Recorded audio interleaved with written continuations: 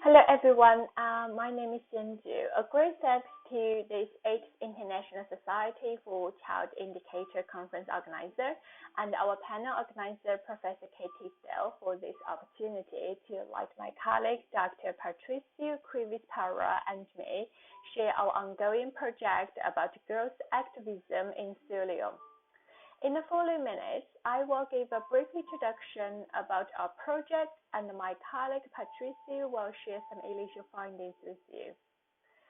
Our Girl Activist project aims to understand how girl activists' direct action prevent teenage pregnancy and child marriage, and whether they will bring about change.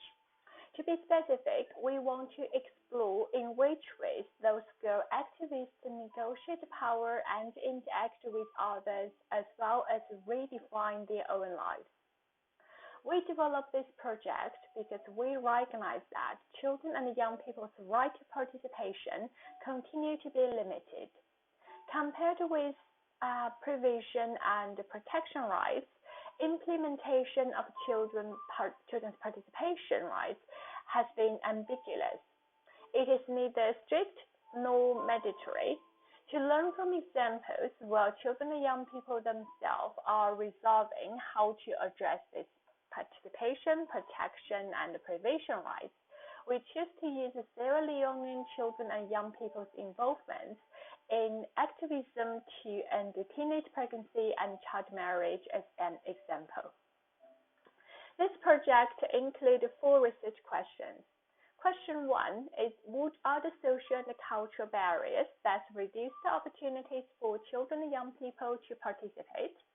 Question 2 is, what are the connections between child activism and child participation? Question 3 is, what are the specific children's rights programs that child activists work on, and how do they become involved in this type of work? And question 4 is, how do identities and inequalities such as gender, ethnicity, and socioeconomic status intersect and have an impact on girls' activism?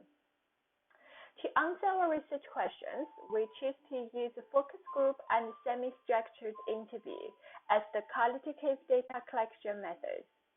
With support from our local gatekeeper, World Vision Sierra Leone, we recruited 20 girl activists, and girl activists aged 12 years old to 17 years old, and have advocated for ending teenage pregnancy and child marriage. We have conducted several focus groups with the research participants and will keep working with them in the following months. We also recruited 10 significant adult stakeholders, including such as school teachers, NGO workers, and community leaders who have engaged in actions to end child marriage and teenage pregnancy. We will interview those significant adults as well to ensure we have a holistic understanding of those girl activist experiences. Thematic analysis is the data analysis method chosen to deal with collected data. This project is registered in line with the UCL's Data Protection Policy and approved by the UCL IOE Research Ethics Committee. Since child marriage and teenage pregnancy are sensitive topics, we closely worked with our local gatekeeper to develop a holistic, visible, and localized ethics action plan to ensure this project has a high ethical standard and to be ready to respond to its a potential ethically important moment. For example, in a research information letter and informed consent form for both children and their guardians, we provided them a source package to list the local professional child support and counseling services as an additional add to the established local referral and support procedures set up by the local gatekeepers.